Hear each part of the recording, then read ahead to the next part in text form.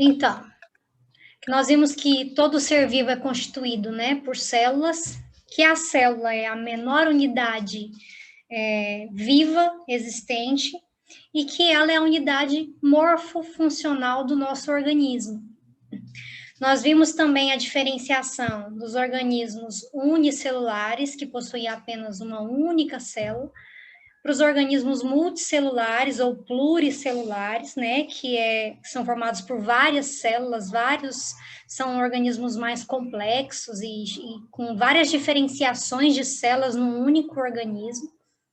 Vimos também que as células ainda podem ser divididas em procariontes, núcleo primitivo, as primeiras células, uma célula mais simples, menos complexa, né, mais primitiva, ou em eucariontes, que é um núcleo verdadeiro, que tem um núcleo envolto por uma membrana, e a célula eucarionte é uma célula mais complexa, que possui organelas, estruturas, né, dentro do seu citoplasma, trabalhando o tempo inteiro ali dentro, fazendo passagem de íons, de moléculas. Então, é um ser mais complexo, né? Vimos também a diferenciação de uma célula animal e vegetal, vimos que todas elas possuem praticamente as mesmas organelas, o que difere é que a célula vegetal tem o vacúolo a mais, tem a parede celular e tem os cloroplastos, né?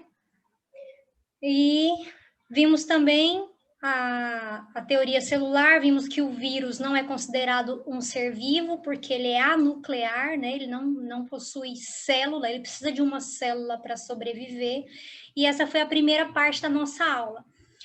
Agora nós vamos estudar a fundo todas as organelas, nós demos uma pinceladinha rapidinha em todas elas, mas nós vamos falar agora um pouquinho das organelas propriamente ditas. Deixa eu pegar outro slide aqui para poder começarmos.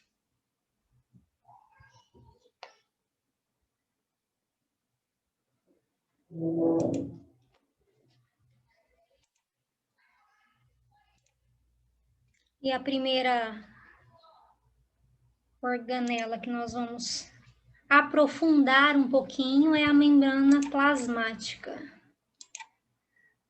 Todo mundo vendo a tela aí? Não, apareceu aqui não. Não? Não, tá preto. Apareceu não, professora. Então vamos de novo. Eu comprei um kit lá pra mim, deixei na minha mesa no Oi? computador, meu pai sai pegando. Ele perde um no dia e no outro Tem dia ele vai microfone pegar outro. aberto, tem microfone aberto. Pronto. Todo mundo vendo minha tela? Deu certo. Sim. Perfeito. Agora Então, sim, agora sim. Então, vamos lá, vamos continuar. Se eu estiver indo rápido, vocês me pedem para ir devagar, tá bom? Senão eu me empolgo.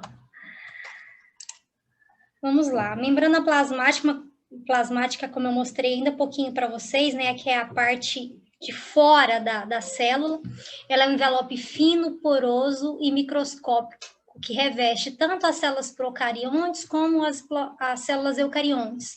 E elas vão trazer proteção, revestimento. Ela é uma estrutura semipermeável, ou seja, ela permite que algumas substâncias sejam transportadas pela sua membrana através de permeabilidade seletiva. Ela que é uma espécie de barreira, ela diz o que pode e não pode entrar na célula. E apenas com o desenvolvimento do microscópio eletrônico que foi possível observar a primeira membrana plasmática. O microscópio óptico, que é esse que nós utilizamos no dia a dia, né, que nós utilizamos na nossa bancada, né, de trabalho, os biomédicos, os farmacêuticos, que vão ter mais contato ainda com o microscópio, ele não é possível ver através dele a membrana plasmática, só com o auxílio do microscópio eletrônico.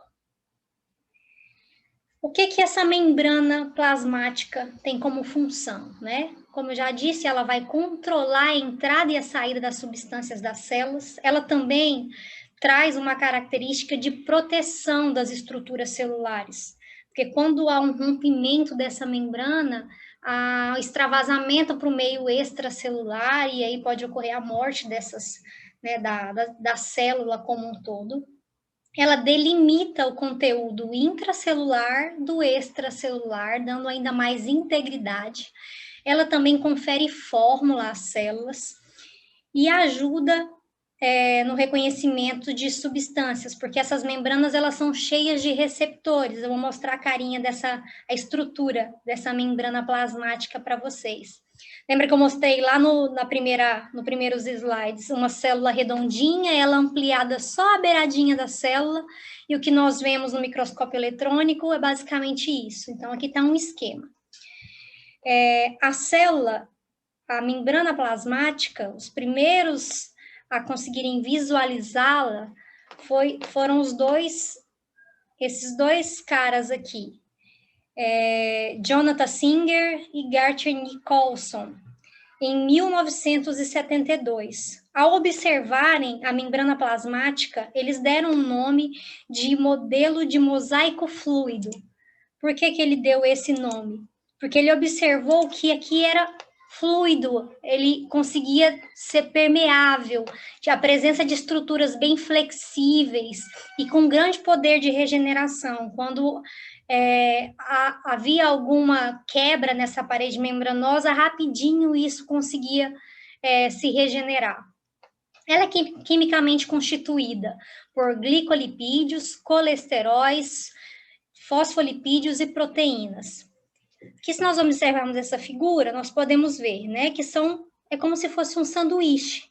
Ela tem essas partes de cima, que são as glicoproteínas e proteínas e colesteróis, formando toda a parte de cima, e ainda tem a parte dos fosfolipídios voltado para baixo aqui, ó. Ela também ainda tem algumas proteínas integradas nas suas estruturas, onde permite a passagem de algumas substâncias.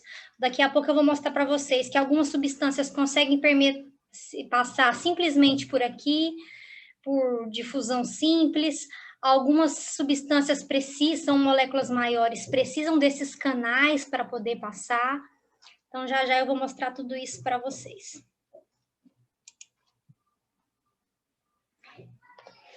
Então, a primeira coisa que nós vamos ver dessas membranas é a estrutura dos fosfolipídios. Os fosfolipídios são as camadas de lipídios que revestem. Estão dispostas em uma camada dupla, estão conectados a gorduras e proteínas que compõem as membranas celulares, e os fosfolipídios apresentam uma porção hidrofílica, que é a parte voltada para fora, para o meio extracelular. O que significa dizer que essa parte da membrana é hidrofílica? Que ela tem afinidade com água, molécula de água, ela tem afinidade. Já a parte de dentro, que é essa parte aqui, vocês conseguem ver eu passando o cursor do mouse aí? Sim, professor. É hidrofóbica, então ela repele água, que é essa parte do interior da membrana. E os fosfolipídios movem-se, porém eles perdem o contato, eles conseguem entre eles fazer esse movimento, mas tem hora que eles se tocam, tem hora que não. Por isso que ele é chamado de mosaico fluido também. E isso permite a flexibilidade e a elasticidade da membrana. Estrutura e composição das proteínas. As proteínas são essas partes aqui, que ela pode ser integral, ó, que tá aqui está a bicamada, uma camada em cima, uma camada embaixo, o meio extracelular e o meio intracelular. Então, ela pode percorrer as duas camadas de fosfolipídios, ou ela pode ser uma proteína não integral, que ela só fica em uma parte da camada, que elas são chamadas de proteínas transmembranas, que atravessam as duas, que é essa proteína integral, ou até mesmo de proteína periférica, que fica em um dos lados, ou só do lado externo, ou só do lado externo. E nós ainda possuímos as enzimas, que estão presentes na membrana plasmática, que possuem diversas funções, como catalisadoras e responsáveis também por facilitar as reações químicas intracelulares. Então, a membrana atua como um filtro, ela vai permitir essa passagem de pequenas ou grandes substâncias, por isso que nós temos na imagem anterior aqui a proteína integral, porque quando ela precisa passar macromoléculas, ela não consegue passar no meio desses filamentos de glicoproteínas, ela precisa de um canal maior, e esses canais estão aqui para isso, para passar substâncias maiores. E ela também pode impedir passagem de substâncias que não fazem parte das células. Servem para isso também. E essa propriedade é chamada de permeabilidade seletiva. Como ocorrem os transplantes nessa membrana plasmática? Ela ocorre de duas formas. Ela pode ocorrer por transporte passivo, ou por transporte ativo. No transporte passivo, não há gasto de energia, simplesmente flui. E vou demonstrar que esse transporte passivo para vocês, eles são divididos em 3 formas. Ele pode ocorrer por difusão simples, por difusão facilitada e por osmose. Já no transporte ativo, e que ocorre um gasto de energia para que esse transporte de moléculas aconteça, ele acontece através da bomba de sódio e potássio ou por transporte em bloco. Então, vamos embora desmistificar cada um desses transportes. No transporte passivo, como eu já disse, sem gasto de energia, as substâncias se deslocam do meio mais concentrado para um meio menos concentrado. Então, onde tem uma substância em excesso, a célula reconhece e ela faz um equilíbrio. Eu preciso ter essa substância em todos os lados da célula, seja ela mais no meio externo ou no meio interno. Na difusão simples, que é essa primeira figurinha aqui, ó, tá vendo que tá o meio mais concentrado e o meio menos concentrado. Então, eu preciso passar moléculas daqui para cá, para o meio intracelular. Ela ocorre simplesmente sem nenhum bloqueio. Ela consegue ultrapassar a camada do mosaico fluido tranquilamente e passar para o lado de cá. Na difusão facilitada, que é a passagem através das membranas que não se dissolvem em lipídios, com a ajuda de proteínas de bicamada lipídica da membrana. Lembra que eu mostrei lá as camadas bilipídicas? Essa daqui é a mais periférica, e ela pega essas moléculas de lipídios e passam para o meio intracelular. E ela também pode ocorrer por osmose. Osmose é quando precisa passar molécula de água, né? Então, ela consegue fazer essa passagem desse meio para esse meio também por essas proteínas de membrana.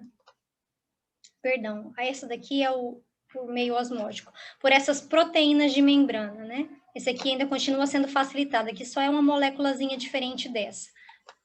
E aqui por osmose, consigo passar também por meio dessas proteínas, eu consigo passar água para o outro meio. O outro exemplo de difusão simples, que ocorre não só a nível de célula, né, mas a nível de organismo que nós podemos dar, é quando nós respiramos. Quando nós respiramos, nós enchemos os nossos pulmões de oxigênio, esses oxigênios chegam nos alvéolos e há uma troca gasosa com o sangue que está passando lá, onde essas hemácias captam esse oxigênio e conseguem levar para todos os órgãos, e quando chegam nos órgãos, os órgãos devolvem para eles o gás carbônico e nós conseguimos expirar essa molécula. Então, isso é um exemplo que a nível de organismo, como essa difusão ocorre no nosso organismo. A difusão facilitada, né, que precisa de enzimas, de proteínas para atravessar essas moléculas, nós temos aqui exemplo da glicose. A glicose precisa passar do meio externo para o meio interno para ajudar na manutenção das células, né, e nas suas funções básicas. Então, ele passa a molécula através dessas proteínas aqui. Se não tivessem essas proteínas, eu não conseguiria fazer o transporte dessas moléculas maiores. E temos também o transporte ativo. O transporte ativo tem um gasto de energia, então a célula precisa ceder energia, precisa quebrar energia para que esse transporte aconteça. E as substâncias também vão se deslocar do meio mais concentrado para um meio menos concentrado. É sempre em equilíbrio, nunca fica substância de mais de um lado ou de menos de um lado. Sempre tem um equilíbrio e essa membrana vai controlando essa passagem e essa troca. Então, um exemplo de transporte ativo é a bomba de sódio e potássio, onde os íons ocorre a passagem dos íons de sódio e o potássio para a célula devido às diferenças de suas concentrações. Se tem sódio de mais de cá, passa um pouco para cá. Se tem potássio de menos, volta um pouquinho para cá. E tanto pode trazer proteínas como moléculas, como podem colocar moléculas aqui também, tá bom? Essas proteínas servem para isso. E o transporte em bloco, que é tido como a endocitose ou a exocitose, que é quando uma célula transfere grande quantidade de substância para dentro ou para fora do meio intracelular. Então, para que essa molécula seja transportada ou para dentro ou para fora, é necessário formar um envoltório. Então, a própria célula cria um mecanismo de envoltório, né? Envolve essa molécula e aí consegue passar essa molécula através das proteínas das membranas.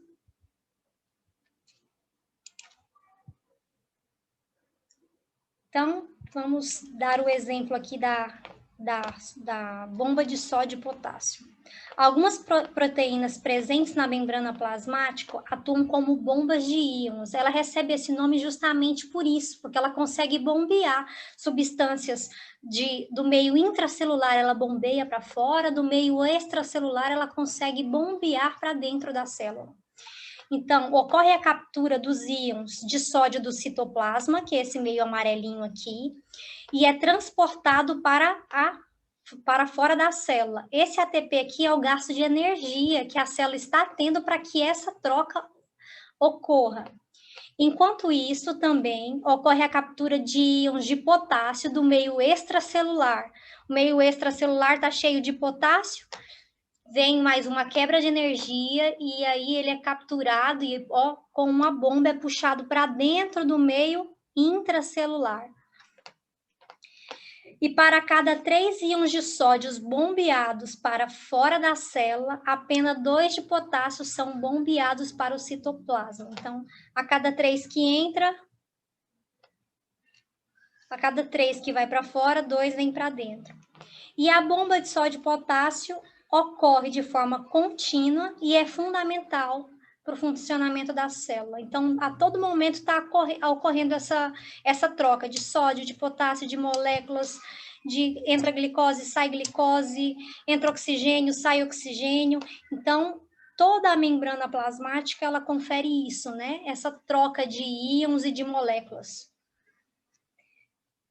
Falando um pouquinho especificamente do transporte em bloco, como eu já dei uma pinceladinha na endocitose e a exocitose, é que a endocitose transporta a quantidade de substâncias para o interior da célula. Eu tenho um exemplo aqui, tem uma molécula aqui fora da célula, ela envelopa essa molécula, pega essa molécula, forma uma bolsinha em volta dela, e aí ela processa, coloca enzimas digestivas ali, e ela é expulsada para a célula, para o lado de fora da célula. E também pode ocorrer com exocitose, que é o transporte de substâncias em grande quantidade para fora. Às vezes tem alguma parte dentro da célula que não está funcionando mais e precisa ser renovada, ela é jogada para dentro do material, para dentro do citoplasma, ocorre também um envoltório dessa substância, ocorre a degradação e ela também é expulsa para fora da membrana plasmática, através por esses transportes de bloco. Então, só um esquema para ficar claro para vocês, do que eu disse sobre a membrana plasmática, né? Que a membrana plasmática é conhecida como mosaico fluido, que ela possui essas proteínas que conseguem fazer o transporte de micro e macromoléculas, ela é uma camada bilipídica, né? Um formatozinho de sanduíche. Ela ainda faz o transporte de substâncias de duas maneiras, de forma passiva ou de forma ativa. Na forma passiva, não ocorre gasto de energia, tudo ocorre muito facilmente, tudo ocorre muito naturalmente, com fluidez. existem essa permeabilidade seletiva que fala, tem demais aqui dentro uma certa molécula, vamos mandar um pouquinho para fora, ou tem demais lá fora e não tem nada dentro, vamos mandar para dentro. E aí ela pode ser dividida em transporte por difusão simples, facilitado ou osmose.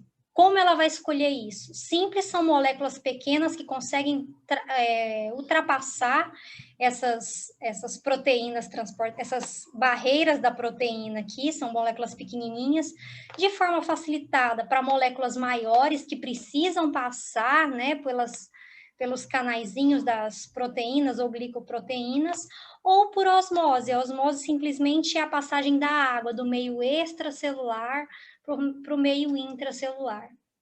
Ou pode ocorrer de forma ativa, que é com gasto de energia, a célula precisa se doar um pouquinho para receber as outras coisas que ela precisa, como o equilíbrio da bomba de sódio e potássio, ela vai nivelar a entrada e a saída de sódio e potássio necessário para a estruturação da célula e para todas as suas funcionalidades. Ou transporte em bloco, que ocorre no momento de